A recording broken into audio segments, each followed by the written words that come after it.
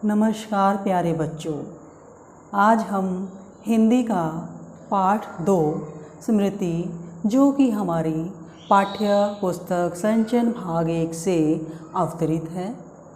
इस पाठ के लेखक श्री राम शर्मा जी हैं।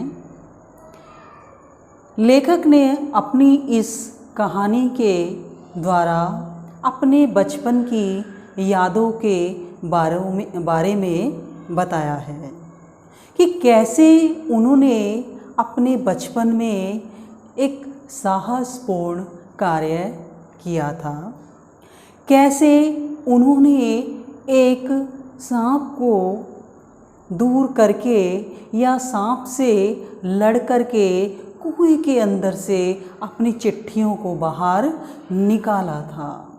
तो इसी घटना को वो इस कहानी में बता रही हैं और हमें भी यह प्रेरणा दे रही हैं कि हमें भी साहसपूर्ण कार्य करने चाहिए। हर परिस्थिति में डट कर के मुकाबला करना चाहिए, जैसा कि लेखक ने अपने बचपन में किया।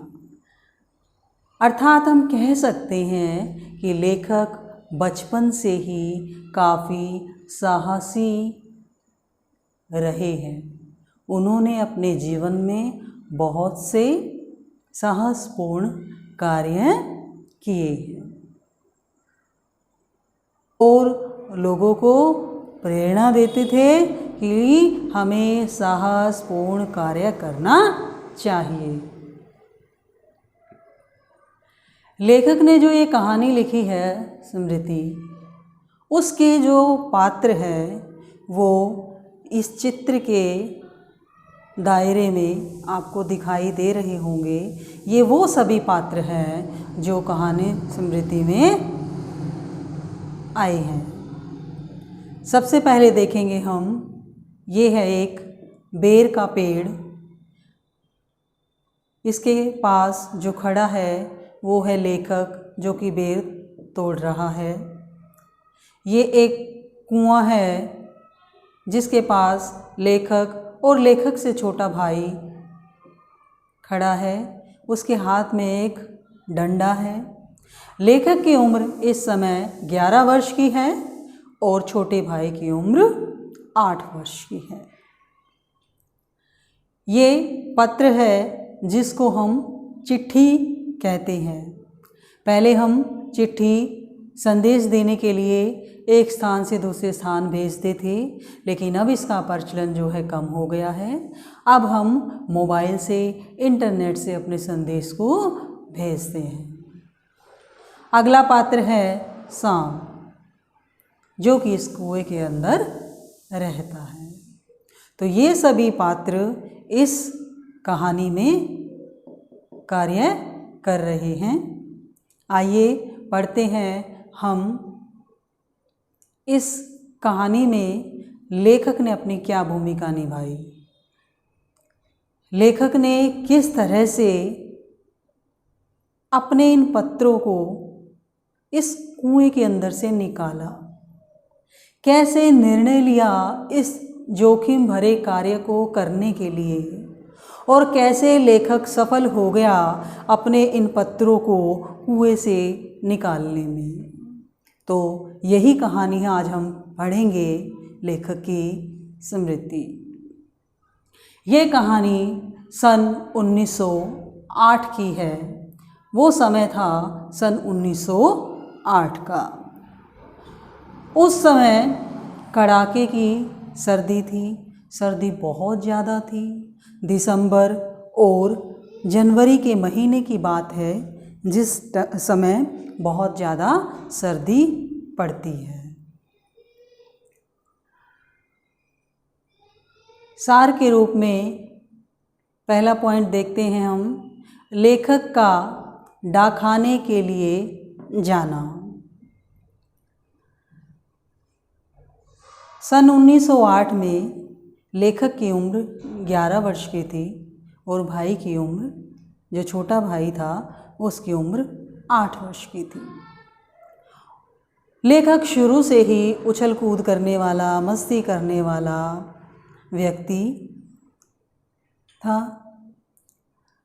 अब इसको डाकखाने के लिए क्या काम मिला कि उसको डाकखाने के लिए जाना पड़ा।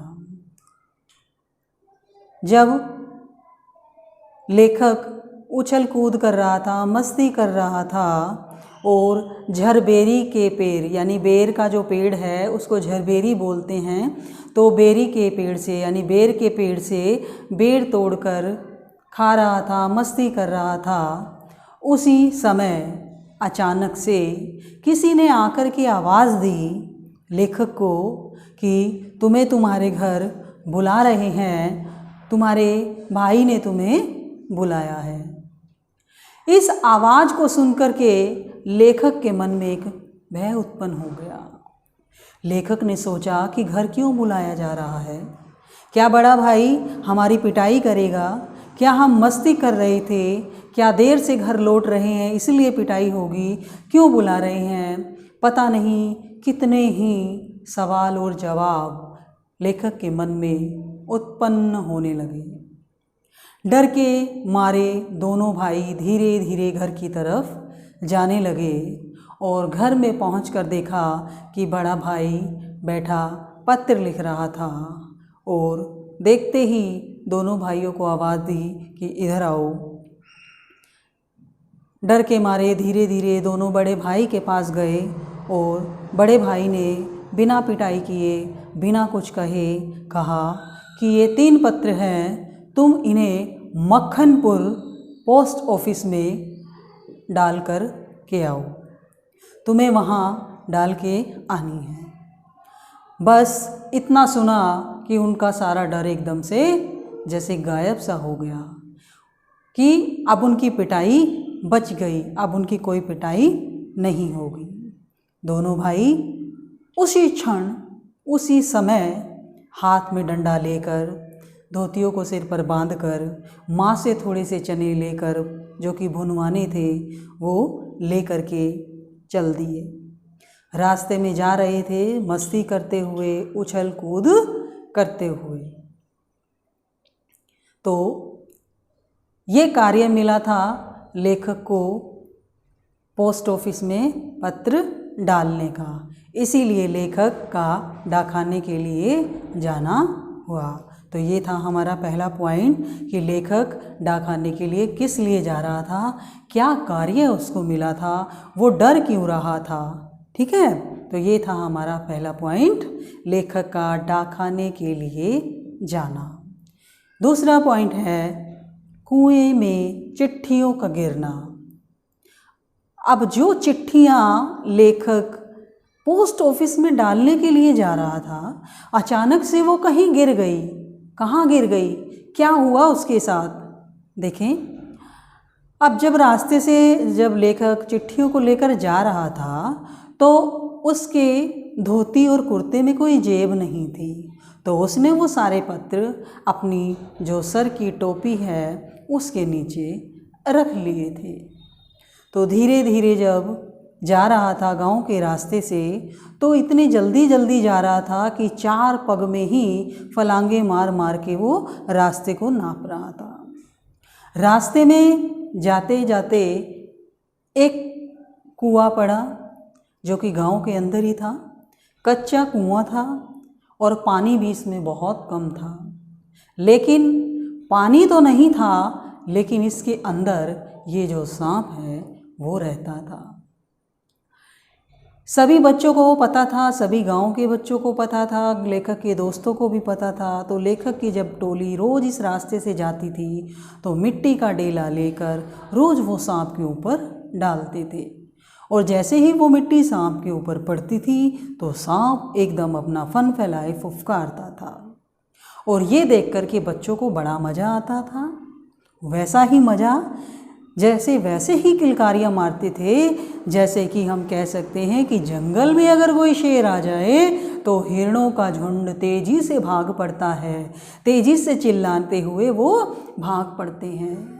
लेकिन लेखक और बच्चे यहाँ भागते नहीं हैं, लेकिन चिल्लियाँ उसी तरीके से मारते हैं जब ये सांप फन फैलाकर फफकारता है। तो जब ये लेखक मिट्टी का डला लेकर अपने हाथ से उछलकर सांप के ऊपर डालता है तो इसको लगा कि झुकते हुए कहीं टोपी कुएं में ना गिर जाए, तो अपने दूसरे हाथ से लेखक ने वो टोपी जिसमें पत्र रखे हुए थे वो हटा ली।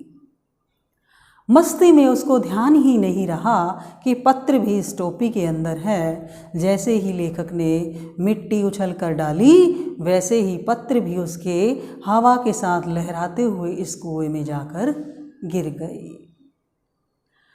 जैसे ही वो पत्र कुएं में गिरे लेखक के मानो होश उड़ गए। अब तो उसे लगा कि उसकी